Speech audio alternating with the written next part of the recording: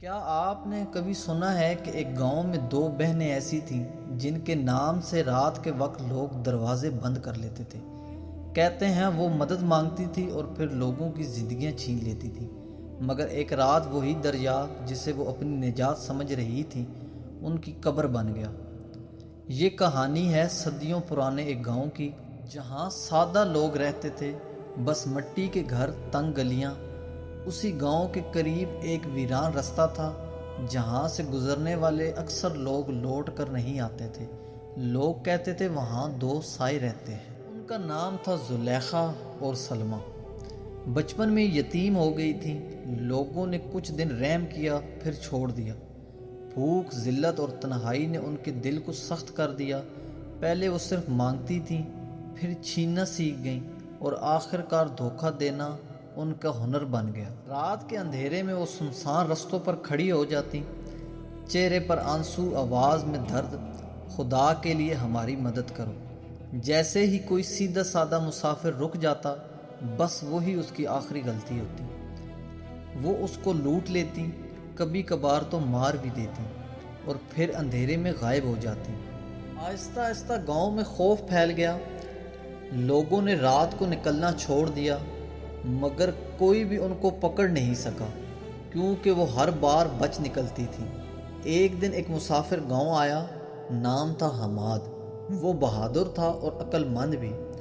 گاؤں والوں نے اسے خبردار کیا، رات کو باہر مت نکلنا، وہاں موت گھومتی ہے۔ مگر حماد نے فیصلہ کیا کہ وہ اس راز کو ختم کرے گا۔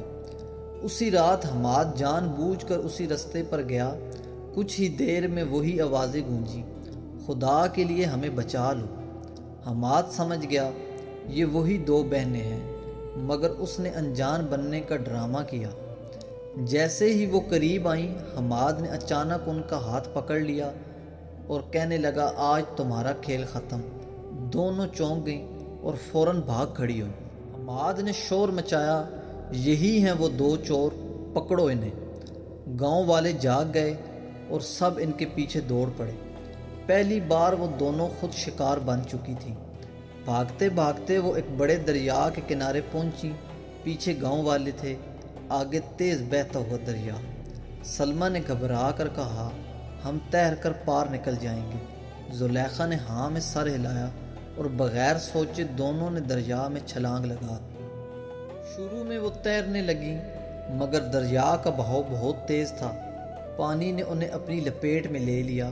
وہ چیختی رہیں، ہاتھ پاؤں مارتی رہیں، مگر آج کوئی انہیں بچانے والا نہیں تھا۔ کچھ ہی لمحوں میں وہ دونوں دریا کی گہرائی میں ہمیشہ کے لیے غائب ہو گئیں۔ گاؤں والے کنارے پر کھڑے رہ گئے، کسی نے کچھ نہیں کہا، بس دریا کی آواز آ رہی تھی، جیسے وہ خود کہہ رہا ہو، انصاف ہو چکا ہے۔ مورل آف دا سٹوری: زندگی میں انسان حالات سے مجبور ہو سکتا ہے، مگر اپنے رستے کا انتخاب وہ خود کرتا ہے۔ زلیخا اور سلمیٰ کے ساتھ بھی ظلم ہوا تھا، مگر انہوں نے ظلم کا جواب ظلم سے دیا اور آخر کار وہی رستہ ان کی موت بن گیا۔